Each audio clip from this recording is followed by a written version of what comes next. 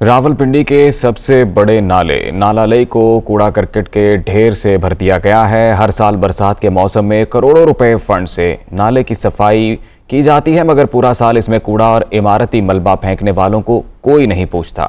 नाला लई के हवाले से मजीद तफसीलात लेंगे अपने नुमाइंदे मंसूर सती से।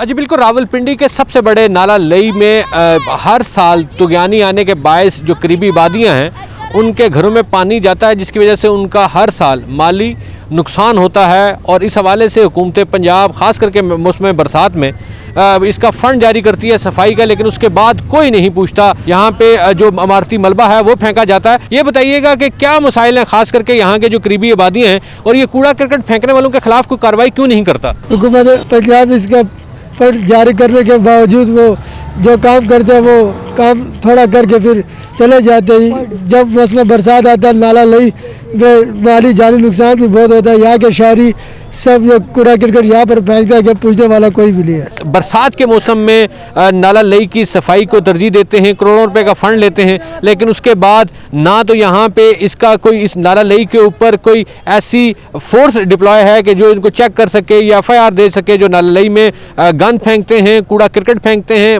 इमारती जो मलबा है वो फेंकते हैं, जिसकी वजह से अब जो नाला है वो अब नाली की शक्ल इख्तियार कर चुका है। और हर साल इस तरह की जो खास करके करीबी आबादियाँ हैं और नाला लई जो है वह हर साल उसमें तगयानी आती है, जिससे शहरी जो हैं वो काफ़ी परेशान होते हैं। जी।